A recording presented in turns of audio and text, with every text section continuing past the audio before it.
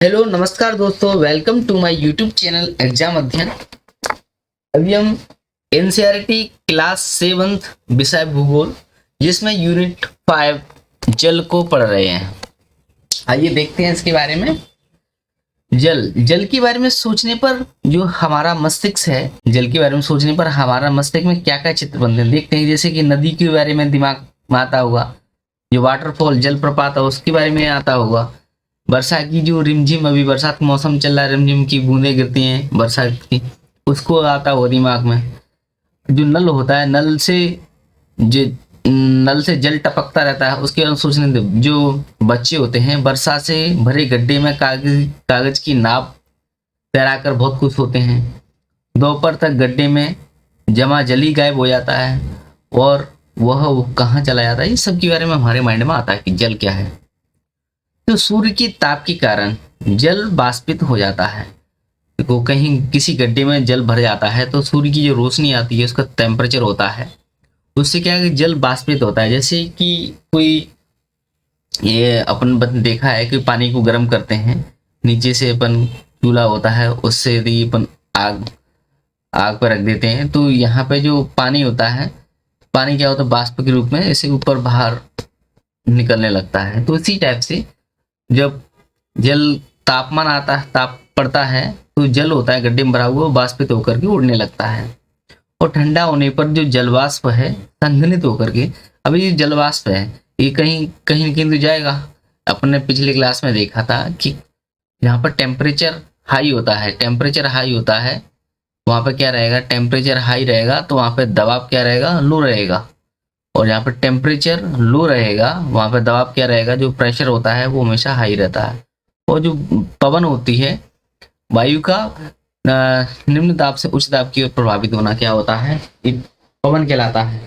ठीक है, तो हवा के माध्यम से ही, ठीक है, हवा के माध्यम से जो हवा रहती है, हवा क्या रहती है, जैसे जो भारी हवा रहती है, नीचे क्या रहती है, हल्की हवा होती है। जब टेम्परेचर हाई रहेगा तो जो हवा रहेगी क्या रही, ठंड गर्म हो जाएगी, गर्म हवा में हल्की होती है, अब वो जल वाष्पों को लेकर के ऊपर की तरफ चली जाती है। अब ऊपर की तरफ ठंडी होती जाएगी, क्यों ठंडी होती जाएगी तो वहां पर जल वाष्प को संघनित करके एक वर्षा के रूप में नीचे गिरा देती है। तो वही चीज है कि ठंडा होने पर जल वाष्प संघनित होकर के बादलों का रूप ले लेता है। और यहाँ से यह वर्षा है ना, हिम या हिम वृष्टि के रूप में धरती या समुद्र पर नीचे गिरता रहता है। तो जिस प्रक्रम में जल लगातार अपने स्वरूप को बदलता रहता है, महासागरों, वायुमंडल एवं धरती के बीच एक चक्कर लगाता रहता है, इसी को हम क्या कहते हैं, जल चक्र कह देते हैं। हमारी पृथ्वी थलशाला के समान है।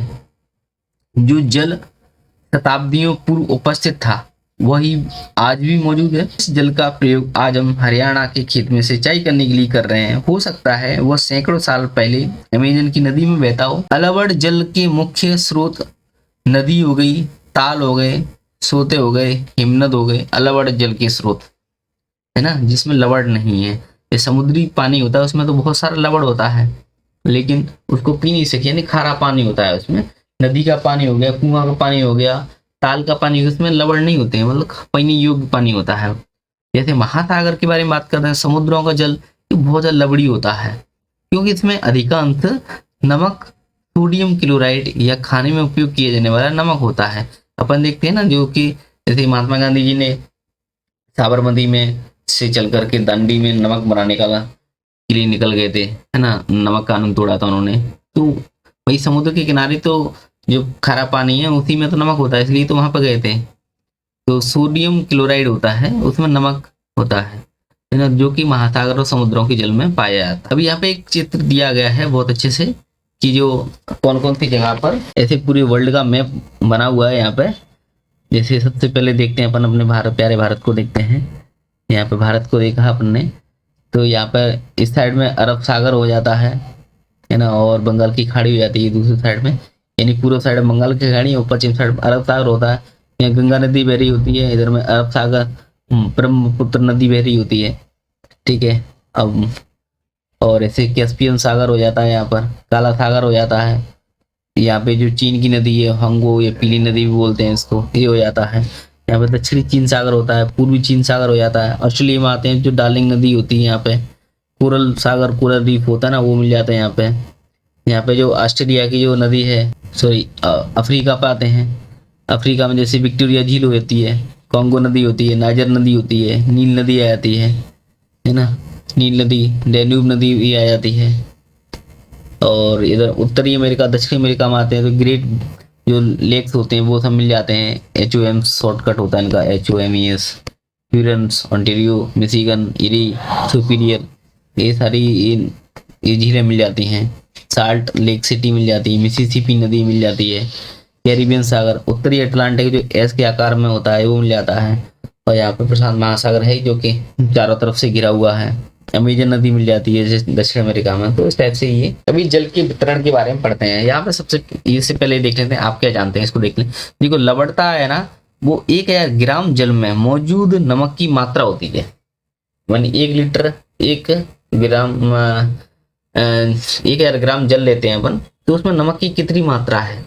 यदि महासागर की औसत जो लवणता है 35 भाग प्रति 1000 ग्राम होती है, यानी 1000 ग्राम में 35 भाग लवण होता है। तो 1000 ग्राम में जल, 1 ग्राम जल में लवण की नमक की कितनी मात्रा मौजूद होती है, इसको अपन लवणता कहते हैं। जल का वितरण यहाँ पढ़ते हैं, इसको देखते हैं। देखो हम सभी जानते हैं कि पृथ्वी की सतह 3/4 भाग जल से घिरा हुआ है। 3/4 का मतलब हो जाता है अपना 70%, 71% के करीब क्या है, जल ही जल है अपनी पृथ्वी पर। तो यदि धरती पर थल की अपेक्षा जल अधिक है तो अनेक देशों में जल की कमी का सामना क्यों करना पड़ता है। वही क्वेश्चन है ये। क्या पृथ्वी पर मौजूद संपूर्ण जल हमारे लिए उपलब्ध है। निम्नलिखित तालिका में इसके बारे में विवरण दिया गया। देखो जो महासागर है, महासागर में 97.3% जल भरा हुआ है, किसी काम का नहीं है क्योंकि पूरा लवड़ी जलेगा। बर्फ छत्रक है ना, ग्लेशियर वगैरह होते हैं, वही 2.0% के समथिंग यहाँ पे जलेगा, 2.0। भूमिगत जल 0.68% जलेगा यहाँ पे। झीलों का अलवड़ जल 0.009% जल गया। स्थलीय समुद्र एवं नमकीन झीलें 0.009% जल हो गया। वायुमंडल में 0.0019, नदियों में 0.0001 जल हो जाता है। जब इनको जोड़ते हैं तो 100%, यानी मेन जो जल होता है यहाँ पर हो जाता है, जो कि किसी भी काम का नहीं होता है, ओनली 99.3%। और जो बचा हुआ जल है जिसको अपन यूज करते हैं। तो साधारण क्रियाकलाप द्वारा जल के वितरण को यहाँ पे प्रदर्शित किया गया है। यहाँ पे क्या आप जानते हैं, ये भी लिखा हुआ है कि इजराइल की जो मृत सागर, डेड सी बोलते हैं, इसमें 340 ग्राम प्रति लीटर लवणता मिलती है। यानी 1 लीटर में, अभी आप देख रहे हैं अपन समुद्र में औसत 35 ग्राम प्रति, मतलब 1000 ग्राम में 1 लीटर में 35 भाग लवणता का मिलता है। ठीक, और यहाँ पर कितना मिल रहा होता है अपन को, 340 ग्राम प्रति लीटर लवणता होती है। तैराक इसमें प्लब कर सकते हैं क्योंकि नमक की अधिकता से सघन बना देती है। यहाँ पे एक क्रियाकलाप दिया गया है, इसमें ये सब चीजों के बारे में देखें कि 2 लीटर जल लेते हैं। मान लें पृथ्वी की सतह पर जल की संपूर्ण मात्रा है, पृथ्वी की सतह पर संपूर्ण जल ही जल है हमेशा, और बर्तन से 12 चम्मच जल लेकर के उसके मापकर दूसरी कटोरी में डाल देते हैं। बर्तन से जल निकालने के बाद शेष जल लवड़ी जल को दर्शाता है। जल निकल जाता है तो वहां पर क्या बचेगा, लवड़ी जल बचेगा, जो महासागर में समुद्र में पाया जाता है। यह जल उपभोग करने के लिए नहीं होता, वो क्यों, लवड़ है भाई, नहीं पी सकते ना उसको, खारा इतना रहता है वो। यह लवड़ी जल ही नमक युक्त होता है। कटोरे में निकाल कर रखा गया 12 चम्मच जल है ना, पृथ्वी पर मौजूद संपूर्ण अलवड़ जल की मात्रा को दर्शाता है। यहाँ पे जैसे दिखाया गया है। जीवन के लिए अत्यधिक आवश्यक जल होता है। प्यास होने पर केवल जल ही हमारी प्यास को बुझा सकता है। ऐसे में आपको क्या ऐसा नहीं लगता है कि लापरवाही से जल का उपयोग करने के लिए हम बहुमूल्य संसाधन को बर्बाद कर रहे हैं। यहाँ पर सब वाटर सेविंग के बारे में कटिंग दी गई है कि जल हमारे लिए क्यों महत्वपूर्ण है। संरक्षण करने के लिए विधियां आएंगी, अपने घर में, स्कूल में कैसे कर सकते हैं इसको। महासागरीय परिस्थिति जल के बारे में देखते हैं अपन। देखो इससे पहले यहाँ पे एक इम्पोर्टेंट बहुत बात दी गई, कई बार क्वेश्चन पूछा गया है कि 22 मार्च है वो विश्व जल दिवस के रूप में मनाया जाता है। जैसे 22 अप्रैल हो गए पृथ्वी दिवस के रूप में मनाया जाता है ना। 5 जून हो गया विश्व पर्यावरण दिवस के रूप में मनाया जाता है। और 21 जून अपने योगा दिवस के रूप में मनाया जाता है। 8 मार्च होता है जो महिला दिवस के रूप में मनाया जाता है। 7 अप्रैल विश्व स्वास्थ्य दिवस के रूप में मनाया जाता है। 16 जो सितंबर है अभी आएगा, तो वो क्या बोलते हैं ओजोन परत के संरक्षण के लिए मनाया जाता है। तो 22 मार्च विश्व जल दिवस के रूप में मनाया जाता है, जब जल संरक्षण की विभिन्न विधियों को प्रबलित किया जाता है। महासागरीय परिसंचरण के बारे में देखते हैं। देखो, समुद्री तट पर नंगे पैर चलने से कुछ जादुई सी अनुभूतियां होती हैं। कहाँ पर? समुद्री तट पर चलने पर। पुलिन यानी बीच बोलते हैं इसको। पुलिन पर नम बालू होती है, गीली बालू होती है, ठंडी पवन होती है, समुद्री पक्षी वगैरह होते हैं, वायु में लवणीय गंध एवं लहरों का संगीत सब कुछ सम्मोहित करने वाला प्रतीक होता है। देखो, समुद्री तट पर जब नंगे पैर चलते हैं तो क्या होता है, पुलिन जो बीच रहते हैं वहां पर नम बालू गीली बालू रहती है, बिल्कुल ठंडी पवन चलती है, समुद्री पक्षी भी रहते हैं, वायु में लवणीय गंध एवं लहरों का संगीत होता है। सब कुछ सम्मोहित करने वाला एक आकर्षित माहौल होता है वहां पे, इसलिए तो घूमने जाते हैं। ताल एवं झील के शांत जल के विपरीत महासागरीय जल हमेशा क्या रहता है, गतिमान रहता है। भाई ताल झील में तो हमेशा शांत जल रहता है, भरा रहता है, और लेकिन यहाँ पर गतिमान रहता है, यह कभी शांत नहीं रहता है। तो महासागरों की गतियों को इस प्रकार वर्गीकृत कर सकते हैं, जैसे कि तरंगे के रूप में, ज्वार भाटा के रूप में, धाराओं के रूप में।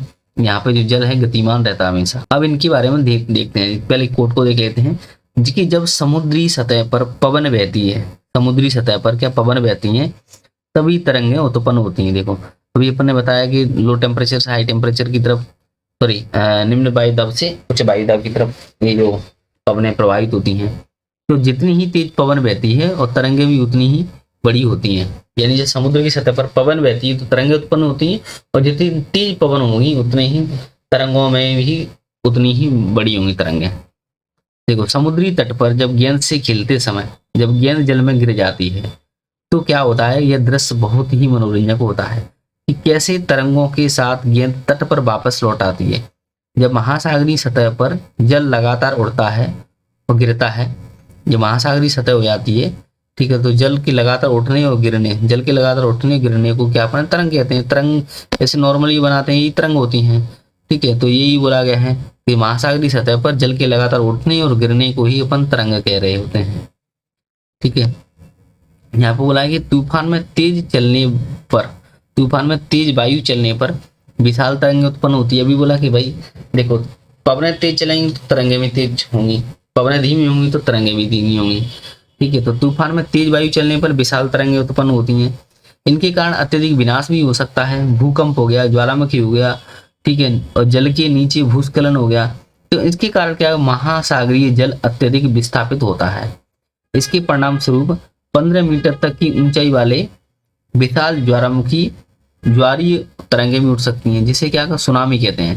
देखो, सुनामी क्या है कि सुनामी जापानी भाषा का शब्द है, ठीक है।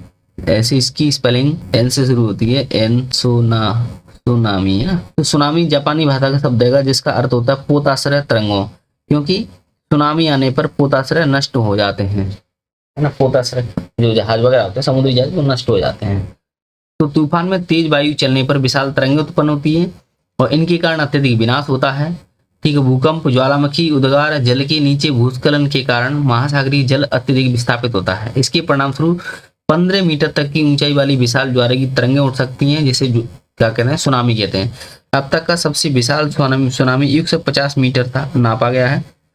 ये तरंगें 700 किलोमीटर प्रति घंटा के अधिक से चलती 2004 के सुनामी से भारत के तटीय क्षेत्रों में अधिक विनाश हुआ था। सुनामी के बाद अंडमान निकोबार द्वीप समूह, इंदिरा पॉइंट भी डूब गया है, ठीक है। यहाँ पे अब इसके बारे में देखना पड़ेगा। सुनामी पृथ्वी का तांडव 26 दिसंबर 2004 की बात थी, 26 दिसंबर 2004 की बात। हिंद महासागर में सुनामी तरंगों और पोताश्रय तरंगों के कारण अत्यधिक विनाश हुआ था। हिंद महासागर की बात चल रही है, 26 दिसंबर 2004 की बात है। ये तरंगें उस भूकंप का परिणाम थी जिसका अधिकेंद्र सुमात्रा की पश्चिमी सीमा पर था।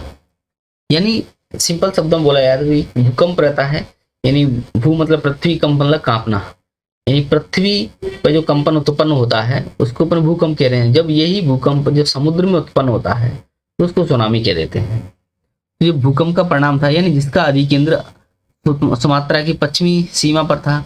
इस भूकंप की तीव्रता रिएक्टर 9 पॉइंट, यानी बहुत खतरनाक, 7 से जब ऊपर हो जाता है तो वो तो बहुत खतरनाक हो जाता है भूकंप। जैसे कि पिछली क्लास में अपन ने गुजरात की भुज का भूकंप देखा था, तो उसमें कितने स्कूल, कितने बच्चे, कितने टीचर तबाह हो गए थे।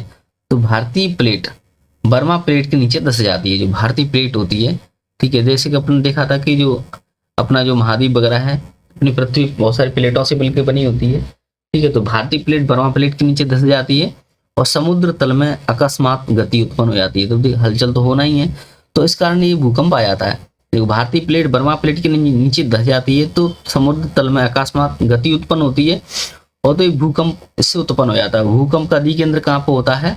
भूकंप का जो अधिकेंद्र होता है सुमात्रा की पश्चिमी सीमा पर होता है।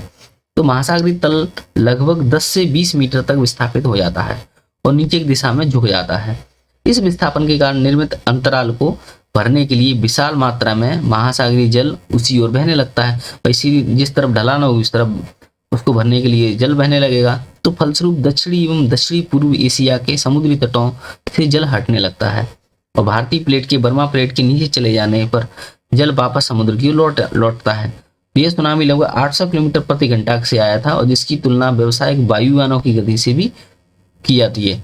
इसके परिणाम स्वरूप हिंद महासागर के कुछ द्वीप डूब गए थे। भारतीय सीमा का जो धुर दक्षिणी पॉइंट था, इंदिरा पॉइंट, जो अंडमान निकोबार द्वीप समूह में है, वो भी क्या होता है, पूरी तरह से डूब जाता है। जब सुमात्रा में भूकंप के अधिकेंद्र से तरंगें समुद्र की तरफ से अंडमान द्वीप समूह एवं श्रीलंका की ओर बढ़ गई तो तरंगों की लंबाई कम होती गई थी। तो जल की गहराई भी कम होने के साथ साथ इसकी गति भी कम हो जाती है। यानी 800 किलोमीटर के एवरेज के हिसाब से चल रहा था, वो 70 किलोमीटर तक कम हो जाती है, कहाँ श्रीलंका तक आते आते। तो समुद्र तट से सुनामी तरंगें 30 किलोमीटर की गहराई तक हो जाती हैं। तो